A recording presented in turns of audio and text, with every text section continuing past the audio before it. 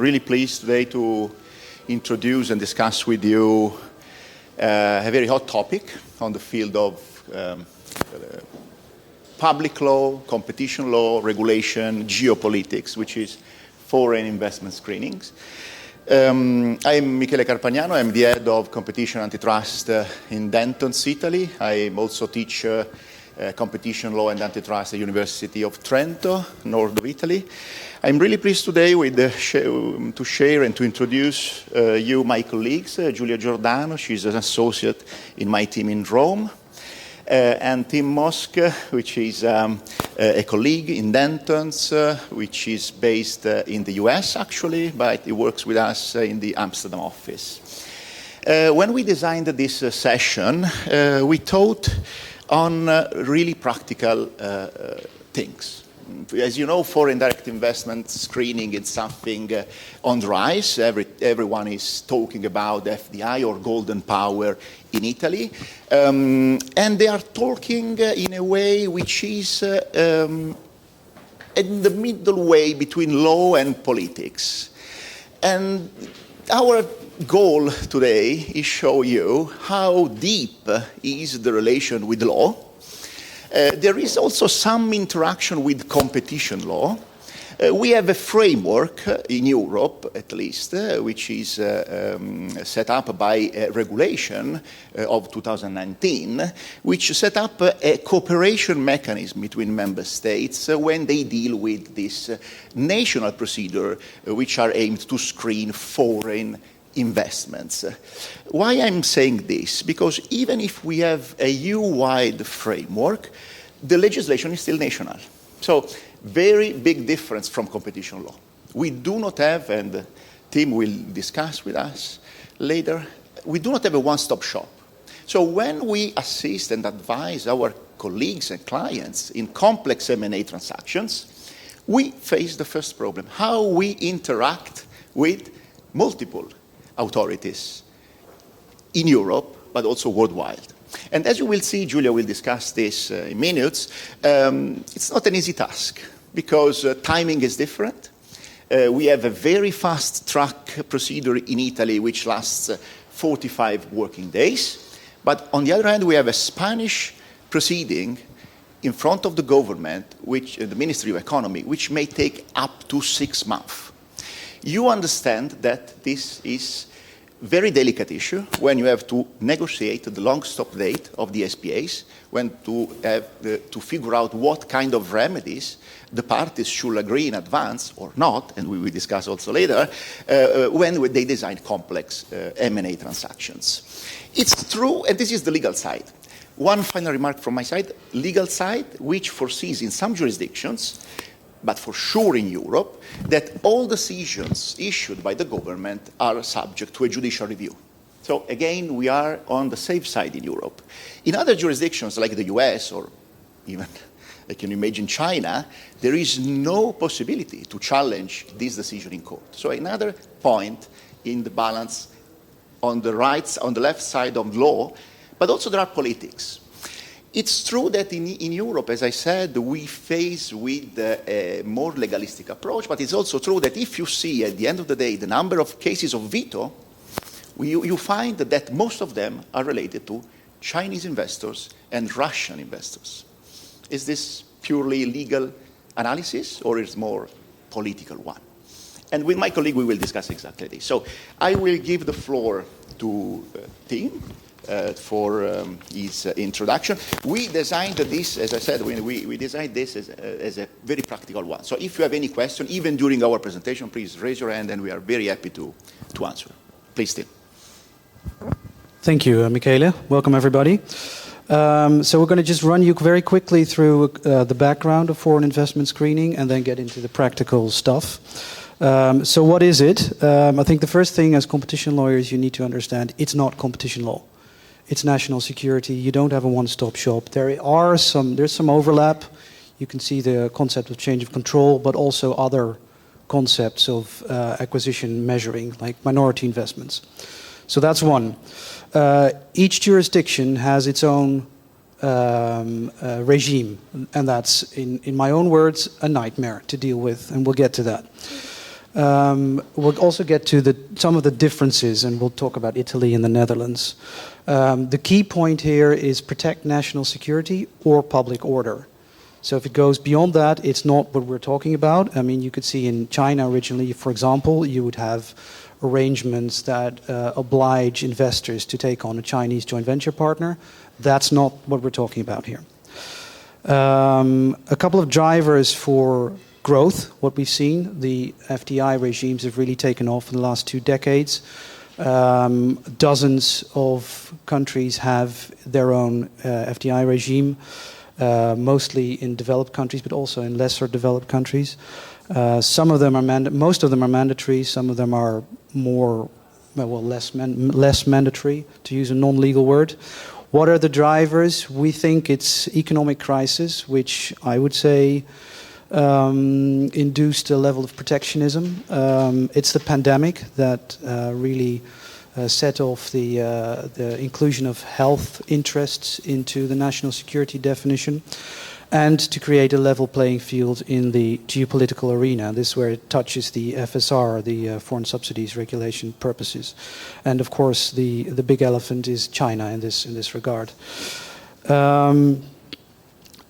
We're talking about the EU, not just Italy and the Netherlands. So I'm going to give you a couple of big strokes of when you should be very wary about filing obligations.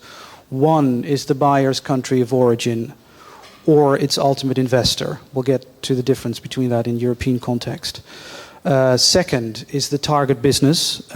Generally, and the EU framework that Michele talked about lists these. It's dual use or military goods. Just grab the very handy export controls list, and you'll know what will be one of these goods. High tech, think about quantum computing, AI, semiconductors.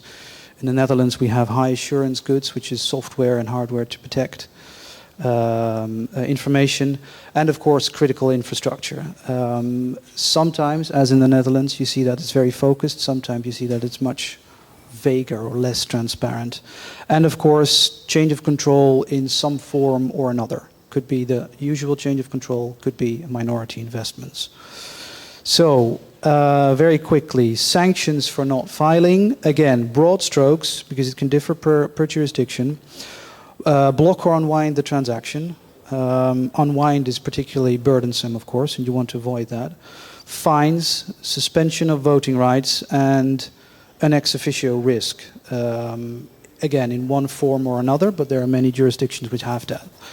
I've heard General Counsel talk about a second interim period after closing to deal with that. I'm not sure if that's a solution, but at least it gets into people's mind. And that was in the context of the FSR, but this is also a reason to think about that.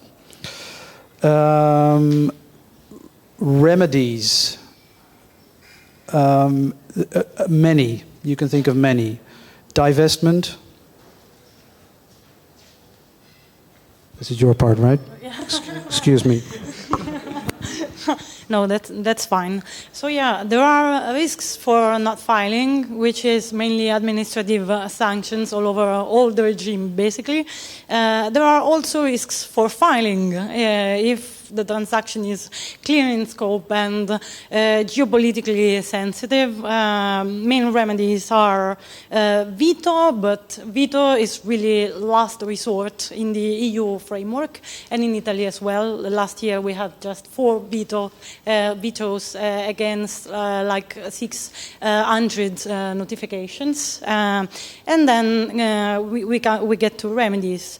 Remedies are more varied. There is not a catalog of remedies in many jurisdictions. Conditions that can be imposed. In other jurisdictions, like the Netherlands, is much more clear. But as for Italy, for example, we really have to rely not only on the public information on the website for Golden Power, but particularly on our own experience and practice and in our experience, is basically prohibition, for example, to delocalize the target, or to obligation to implement some data protection systems, or to segregate the information in a certain way. A solution for that, sometimes when we are advising on really delicate transactions that can trigger exercise of powers, we advise to embed the conditions up front. So we try to design the transaction so that the remedies would be already in the transaction, and it's more likely to get cleared, basically. Some jurisdictions, including Italy, use softer remedies as well, like recommendations, which do not need to be monitored by administrations or specific expert panels that are in charge of the monitoring. For example, it would be to re-notify other future transactions that would not be generally in scope, or to keep supplying some specific counterparties, something like that. If I can add here, it's interesting, the contamination between competition law and FDI screening. In our experience, sometimes we try to offer the so-called commitments, or under the famous provision under EU Regulation 1003 or the Italian law. And these kind of commitments, in general, are likely to be accepted by the government. But here the problem is that we are not assessing a competition problem. So it's very difficult to identify the proper remedy. Because in theory, a proper remedy which should and would be accepted by the government maybe has the reason to be anti-competitive. No? For instance, the obligation not to sell for a certain period of time, or the obligation to have a sole supplier, a sole provider. So I think it's useful to have also the competition mindset in order to avoid to get, the approval of something which doesn't work from the competition law perspective. True. Yes, and plus, to complicate things, there is the EU angle. Because we have in place a foreign direct investment framework at EU level that was introduced in 2019, and for many countries, it was the trigger to implement an FDI system in their legislation, because they didn't have. As for Italy, we have been having foreign investment screening protection since long. We had the golden share, and from 2012, the golden power. But in 2019, it had to be adapted to the EU framework. It is a framework. It is not like a one-stop shop, as we were telling before, because FI screening for national security is the sole responsibility of member states. Yet, it is also a matter of common commercial policy in the exclusive competence of the Union, and I'm quoting the regulation. But we'll see with the Xella case later on, it's more like a boundary to the concept of national security. So it's not a completely arbitrary concept. More importantly, there are procedural rules that apply when the regulation is in place.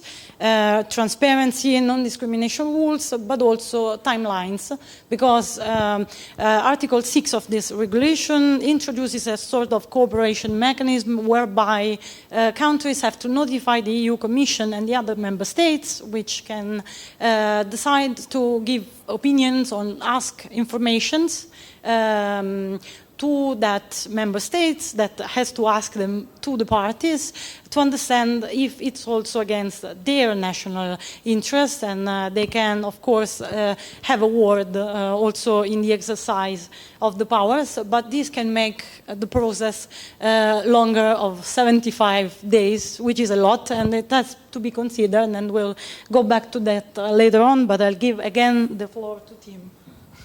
Thank you for sticking to our... Yeah, I will try to stick to my part. So I'd like to talk to you about the Cella case, which is, as far as I know, the first interpretation of the EU FDI regulation from 13 July last.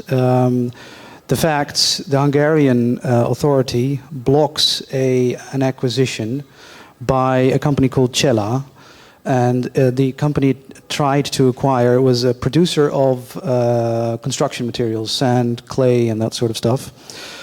Cella is a Hungarian entity, but it was owned by some Bermuda construction, you know, one of those funky structures. So the Hungarian minister, cites a perceived risk of undermining the national interest, and you have to know this in the construction, a supply of construction materials. And you have to know that this is a very small player. 90% of the stuff was already purchased by the buyer, and the other 10% was produced locally. So from a distance, you can see where this is going. This is not a matter of national security per se. And the ECJ thinks the same, essentially saying this is a matter of freedom of establishment, but very importantly, the EU FDI screening regulation doesn't necessarily apply. And the reason is that it applies to third country investors and not to EU investors. So that is incredibly interesting because it opens up potentially a possibility for restructuring. You could see a Chinese investor just opening up shop in the EU and saying, well, this doesn't apply. Whether that will actually happen is a big question mark.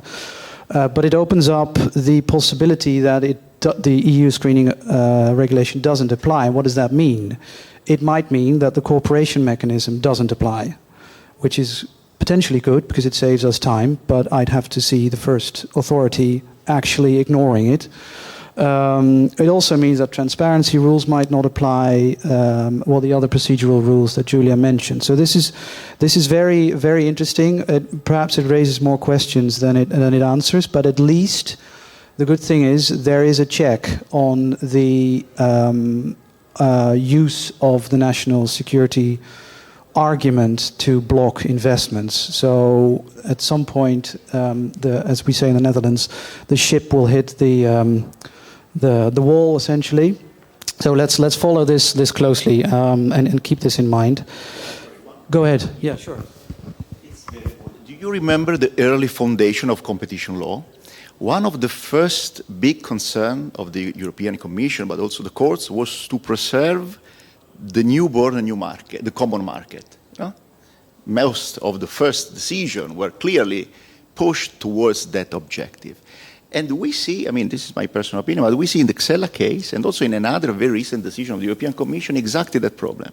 They say, look, dear Hungary, but also dear Italy, because there are two main countries which use this tool to cover also a very broad definition of foreign.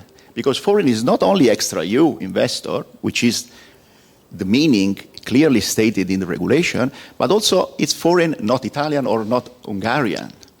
And this is a very important issue because the Court of Justice here and also the European Commission says, look, if you're using this to protect your own national business, doesn't work. And the decision of the European Commission is very interesting because they said very clearly, look, for prohibiting a transaction with the EU dimension, which has been approved under merger regulation, it's in contrary of the same Article 21.4 of the regulation on merger control. Because we are using a public order protection argument, which does not exist in this case.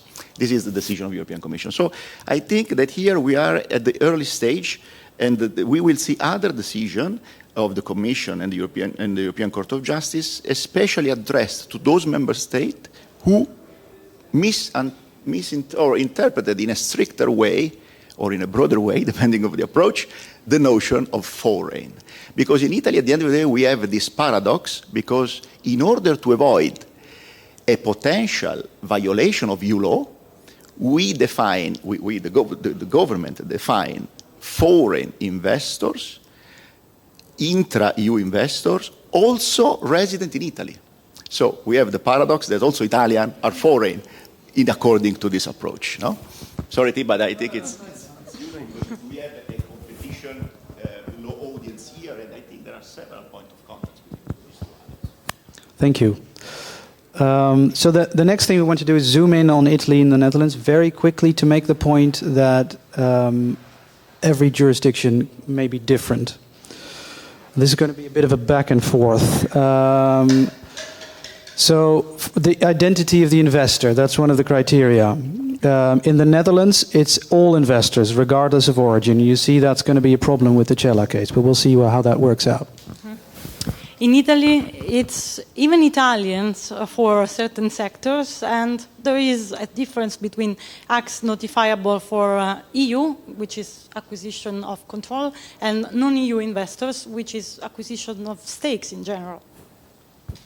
So the next one is the in-scope activities. For the Netherlands, we have a fairly limited list of in-scope activities. It's critical infrastructure, like the Port of Rotterdam, gas storage, nuclear.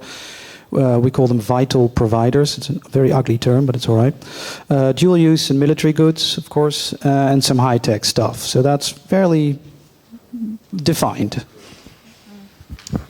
In Italy, in-scope activities range from the traditional sectors of the regulation to other sectors, including agri-food, and we also had a veto decision on agri-food. I think you also had a case once where you had to review delicatessen, right? Yes.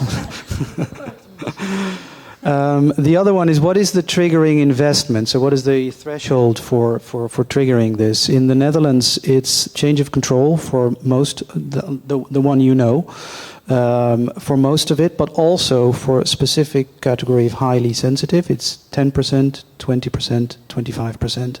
And every time you breach that threshold, you have to report again, but for defined, highly sensitive stuff.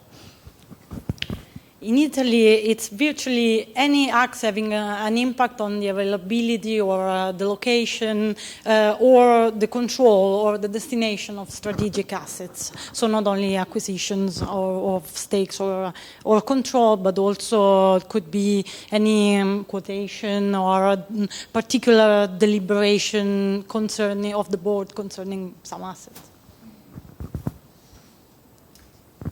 Pre-notification possible. This is a very useful tool, as Julia will explain. The answer for the Netherlands is no, unfortunately. Yes, in Italy we have, and it's an instrument for legal certainty in cases of grey area, which are a lot because the definitions are quite broad and also quite blurred. But there is a limit to it. In this case, no news is bad news. If you don't get clearance in 30 days, you have to formally notify. No news is bad news, right? So then the last one is lead times. It's whatever the jurisdiction believes at an average Monday morning. We have a phase 1 and phase 2. Each one is 8 weeks with a total of 6 months extension, but excluding 3 months additional extension if the EU cooperation mechanism. It can be very long. Yes, for us it's quite faster. It's 45 working days. There is no phase 1, phase 2, but there is the EU coordination mechanism to be taken into account. So now that we have jumped to waiting times, perhaps let's jump to the most practical M&A part, which is how to deal with that, especially in multi-jurisdiction transactions when you have to check different regimes with different waiting times and conditions for applications. So first of all, you have to identify countries where potentially notification is due. And in this sense, you have to look at the target to see where's the business, but not just the location of the company physically, but also where are the clients, where the main business is localized in a broader sense. In Italy, contacts are also relevant.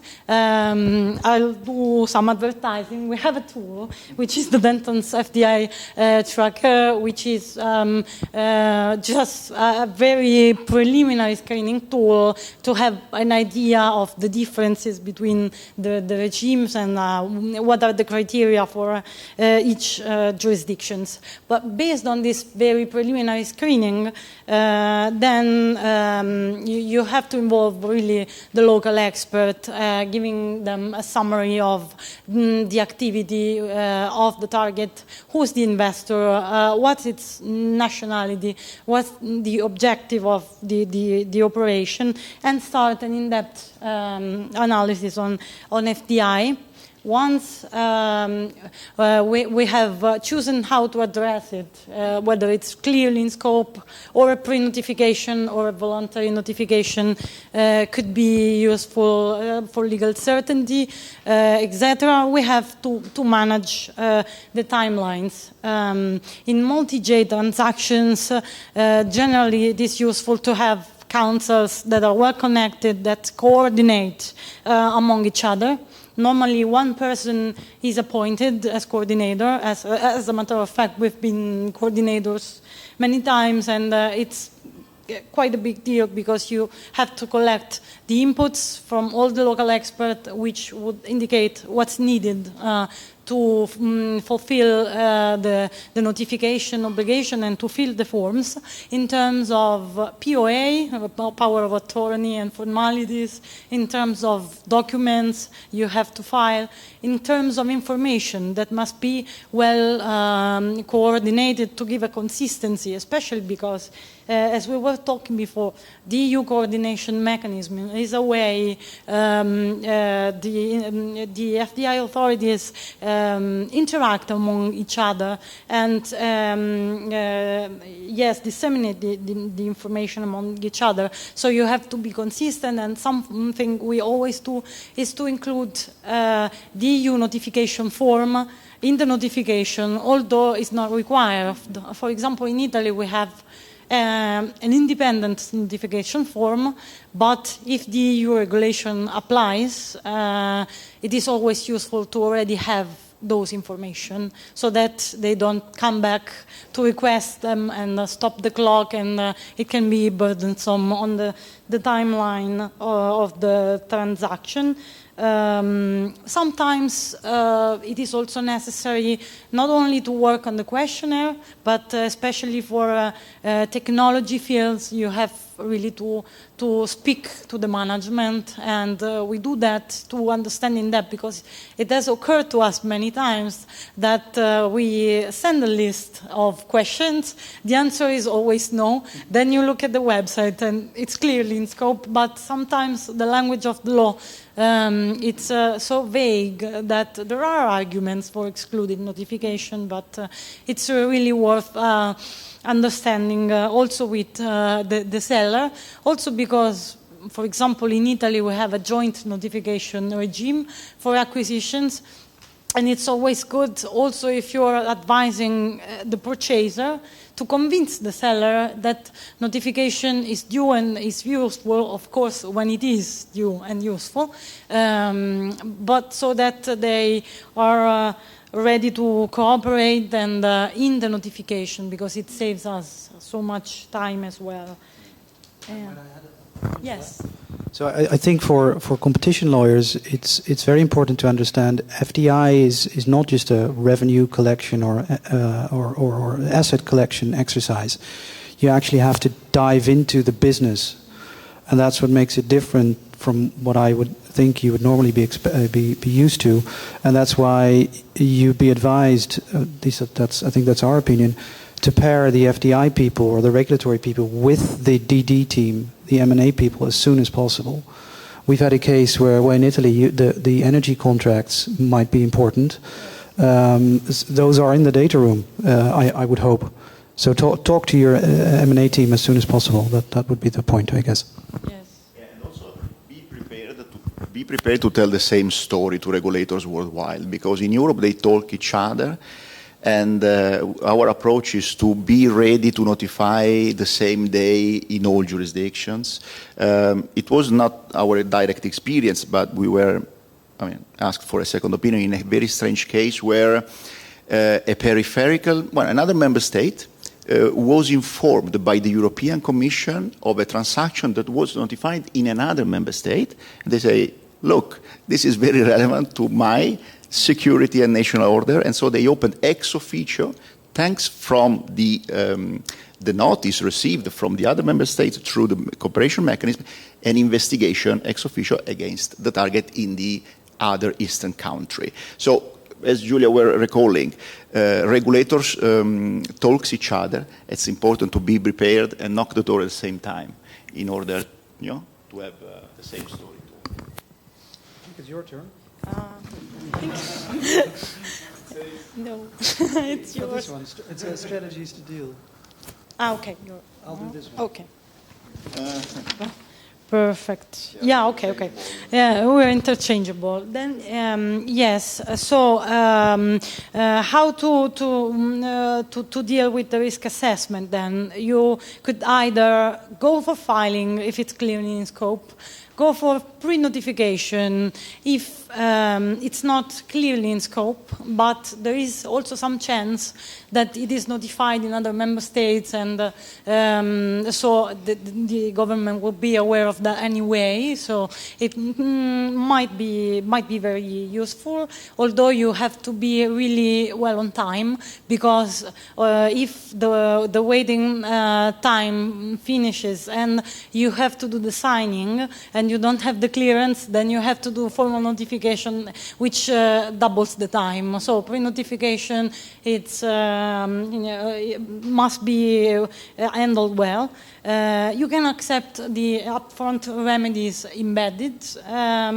You can even try to restructure the transaction, but you have to avoid any impact on strategic assets. So in Italy, it's virtually impossible because the criterion is very substantialistic, but depending on each legislation, sometimes the seller doesn't really want to make the notification. In negotiations, sometimes we have been negotiating warranties, seller's warranties that must be accurate and must specify that the asset is not does not coincide with the ones identified with the law. Of course, if there is a fine, the warranty really has no value because it's a mandatory file, but it's still a good negotiating tool because they will be ready to give a warranty if they are really sure it's out of scope. Yeah, but in our experience, it's a good argument. Every time you say, okay, if you think that this is out of scope, please make a warrant. I say, no, well, let's notify better. So it's a good negotiating point. Yes. Thank you. So I just wanted to indicate a couple of pressure points that you'll likely indicate encounter in doing all this. Generally, you would have if you're in-house, the BD team or the M&A team or the M&A lawyers, if you're in private practice, talking to the regulatory people, the regulatory guys, and generally, one wants a yes or no, and all the FDI legal team has to offer is it's a gray area. So that's definitely difficult. In that line, sometimes it's very difficult to explain why do I need to file in country X where I do the exact same thing and not in country Y. So what helps, and I took this from an earlier session, I think it was the Council of Cargill, who said we deal with this stuff along three lines. It's people, process, and strategy. And I like that because the people element is you need two things, I would say. You need to explain to the business team, the M&A, before you enter into a transaction, sending a newsletter for all I know, about that this is going on, because they still live in the world where merger control, checking a couple of revenues is the only thing they need to do. And also you would need people on board in-house or in private practice who know this stuff, so they can explain with authority. I think that's important. another point is, Michele alluded to it, alignment, because now we have merger control, we have the FSR, and we have the FDI, and it's all it's related. So you collect this more or less the same information in different spheres. You collect POAs. You speak to the same people. So make sure that you coordinate that and align. The last pressure point is deal certainty. Nobody likes to include CPs in its transaction documentation because it puts the deal at risk, whether actual or perceived. So you'll get pressure from the BD team or the M&A team to, what do we really need this? Can't we take the risk? Can we just go for it? And that's specifically an issue in auction transactions, where if you add a CP and your co-bidder doesn't, then you'll make your bid considerably less attractive.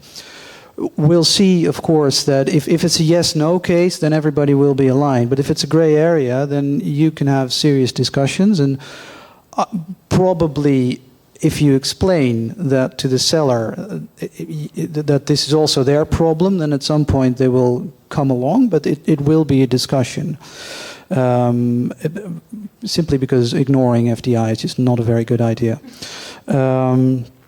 So that's some of the pressure points. Over to you on drafting a CP. Yes, so last point I want to make is how to handle FDI in the contract. So there is a standstill obligation, so you have to get clearance before you can go to closing in virtually in any jurisdiction with an FDI regime in place, except for voluntary filings, and so you have to include a CP. SCP can be generally drafted, making reference to all possible scenarios. So basically, express clearance or elapsing of the waiting time or silent consent. For example, you can put the slashes and then refer to an annex where you specify for each jurisdiction that should review the transaction, what's the procedure and the waiting time, or you can handle it in different CPs depending on the number of notifications you have to deal with. For example, CFIUS is quite different, and normally it's a different CP.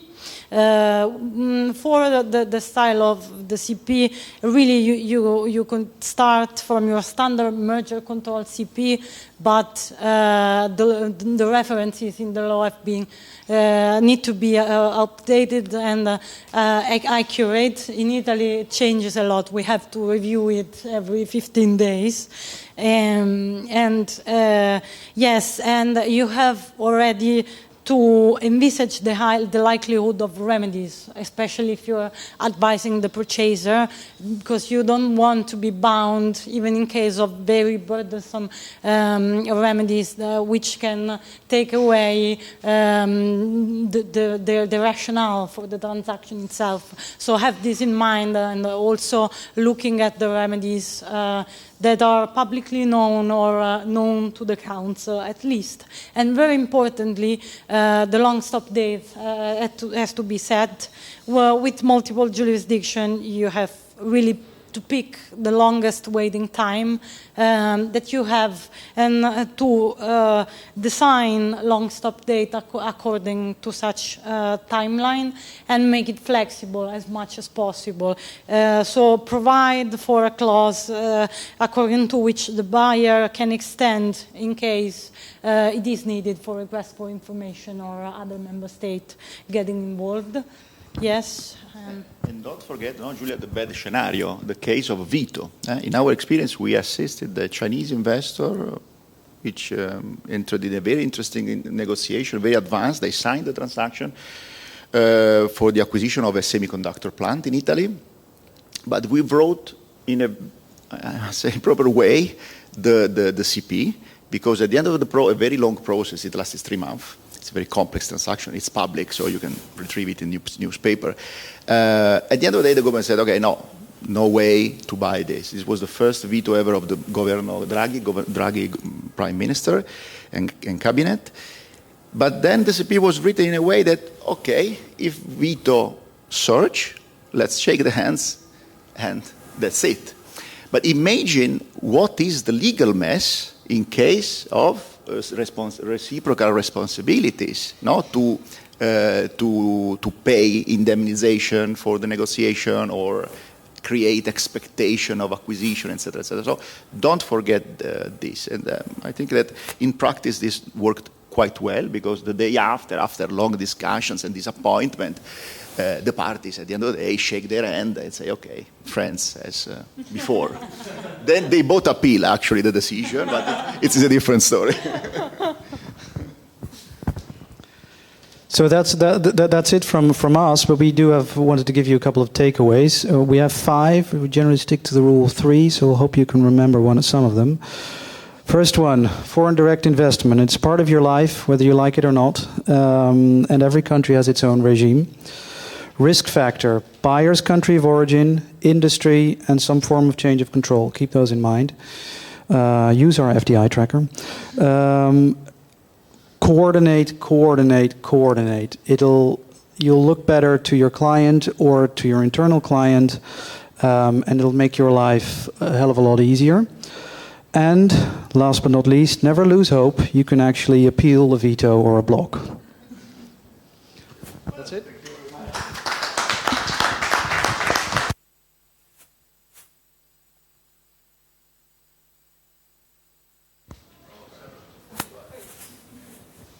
Thank you. Just a very practical question. Have you ever tried the pre-notification procedure? And if you have, does it work? I mean, do they answer within 30 days or not? Thank you. Yes, we have been trying it right after it came, and we got the answer in 15 days. Actually, if it's really out of scope or non-problematic, you usually get the answer quite soon. Yes. Sometimes it's useful to use this as sort of trial pre-notification and say, okay, let's see what they say in this. And for the repetitive transaction, which, for example, solar plants, things which are very, which has mostly the same objective, the parties decide to invest in a pre-notification and then use it as a trial for the future transactions. Other questions?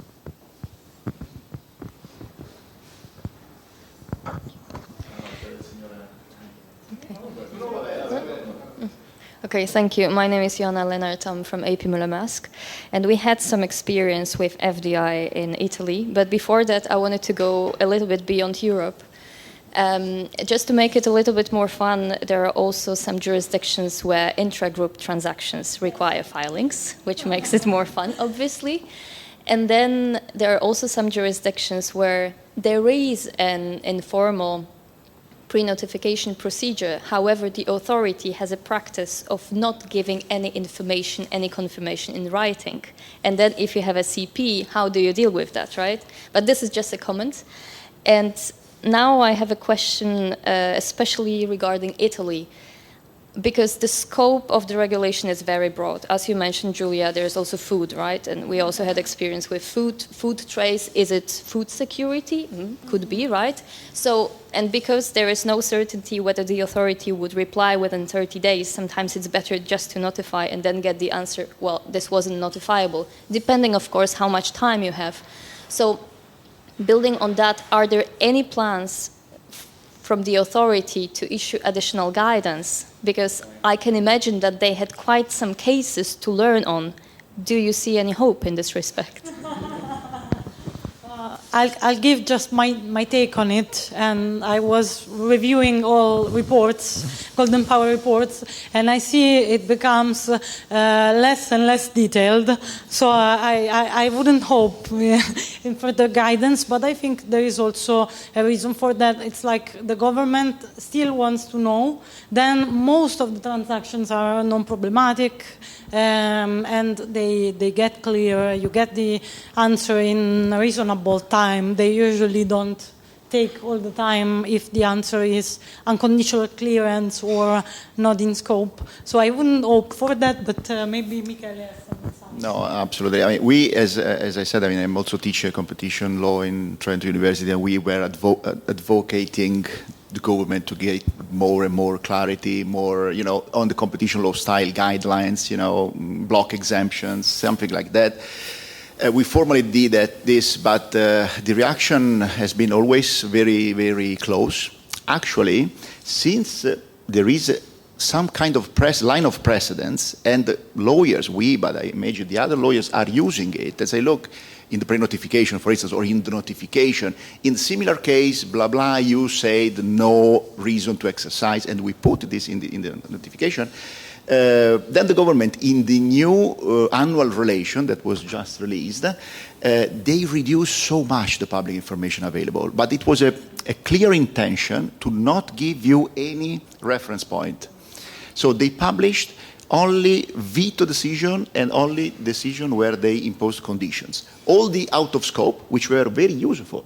Because, okay, if I'm buying I don't know, a pasta maker or a pizza maker in Trastevere, is this, agri-food? Yes, maybe it's food, but is this critical? If I have a clear precedent say, okay, look, you already said this in 2022, that is out of scope. No way. So only, a very strict approach. Again, this is a geopolitical, angle of the story. See, exactly. But they are intentional. This is important to know. Maybe you have a question. Yeah, thank you for mentioning the Xella judgment, which I also think is very important. I wonder whether that has actually an impact on the practice in your respective two member states. And also wondering whether you know whether the European Commission actually declared what it now thinks about the screening mechanism in the light of the judgment. I mean, after all, the difference is, it makes a big difference. Is Ford Europe a European company? That would be the view according to the Xella judgment, or under the old view of the Hungarian judgment, Ford Europe is a US company, and can think of very many examples. And so, in my view, a lot of transactions which are currently referred to Brussels under the screening mechanism by the respective authorities would no longer qualify for a transfer to Brussels, I mean an email to Brussels, so to speak. And so, engaging with the European Commission under the screening mechanism is then illegal if you have, if you have a case where, it's clearly the ultimate owner is a, let's say, Chinese or Canadian company, but it has an established subsidiary in, I don't know, Luxembourg or Holland or wherever, and it's clearly not a circumvention, and so under, I think, I understand the present mechanism, such a case might then be sent to Brussels. But under the new rule, as I think you also understand it, that's then illegal, and the Commission would actually have to send those files back. But I don't know, do you know how the practice is in your respective member states or even in Brussels? I'll try and give an answer to that, and I think the short answer is I don't know. I don't know the practice. Maybe you knew, but I think it's not clear cut, and that's the issue. Perhaps if you would have, sorry, one step back. So the ruling says an investment made by. So who is an investor who is the investor who makes the investment? I can see a Chinese investor setting up shop just for the purpose of that particular investment, an SPV here, and then uses that and try to circumvent, if you will, the FDI screening. I would make the case, if I were an authority, that that's still an investment made by an investor in a third country. That's one angle. The other is...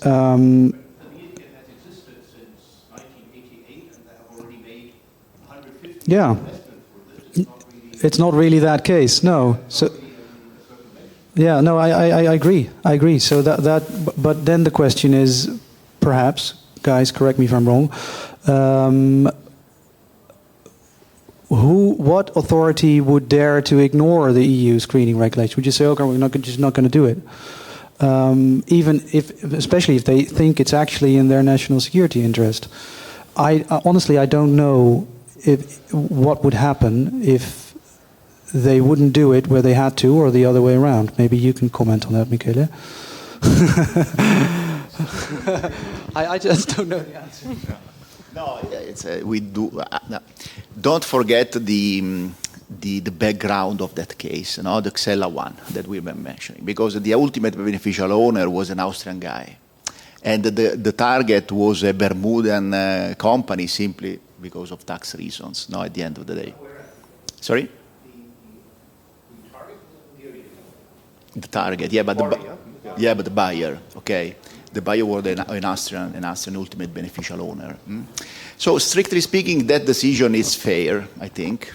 But I think that the solution is in the regulation, because every attempt to circumvent through this mechanism will be, I think, for sure kept by the scheme. But it's true, our first reaction is what happens if a Chinese guy set up an Italian company and the company by itself acquires all the EU rights. I think it's a fair solution, it's a fair outcome, but don't limit the analysis on the formalistic way. We should make, in any case, a substantialistic analysis. No? And again, we are approaching to the competition law way of thinking. I didn't convince you.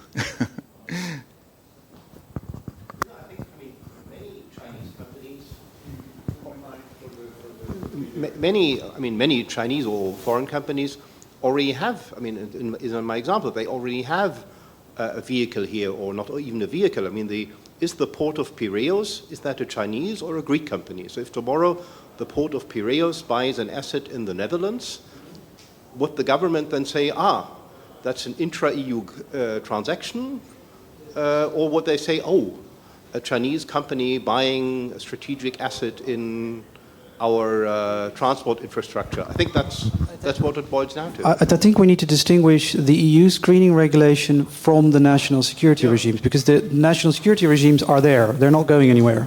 So they still apply. Yep. It's just the interaction with the European Commission and the procedural rules and the coordination mechanism that is at risk. So the Netherlands would definitely review this particular case. I suppose, again, I don't have more to offer than this is a grey area. I don't know how the European Commission will respond. I do think that if perhaps, I'm just thinking, perhaps if you would see in such a case where you think the EU regulation does not apply and the authority to which you address does go to the European Commission and delay the transaction, by which you, for example, miss a long stop date. You'll get into a legal mess, but you might have a case. Yes. Sure. Forgive me, I'm just an economist, so maybe I'm saying something stupid, but I understand that the freedom of movement and establishment are in the treaty. So despite the EU regulation on foreign direct investment or whatever, an administration should be disapplying the national rule if this is in conflict with the treaty. Isn't this correct? That's what happened with All right. Correct. This is blocking transactions on the grounds of national security is a matter of freedom of establishment and not freedom of capital, according to the ECJ in this Cella case. So indeed, that's sort of the backstop. Whatever you do as a national security regime, you always have these profound European rules that you would need to adhere to. Only to your citizens. Yeah, correct. Yeah. This is the key. Yeah. And this is why it's extremely important if we are talking about the EU. Sorry. There is as you know, there is a long-standing consolidated jurisprudence of the Court of Justice, which says that freedom of establishment, freedom of capital, etc., are applicable only to EU citizens, both enterprises or private individuals. If you are a EU citizen, you are protected. And the problem is that we, in Italy and Hungary, apply these rules also to intra-EU transactions. But if you think in the more, you say, genuine way of this law, which applies only to extra-EU, there is no issue. You can block Chinese, US, Brazilian, etc., etc. Okay? And this is another important principle that Julia mentioned. There is the exclusive competence of the EU on foreign commercial policy. This is another important issue of the common foreign policy. Any other comment? Sorry.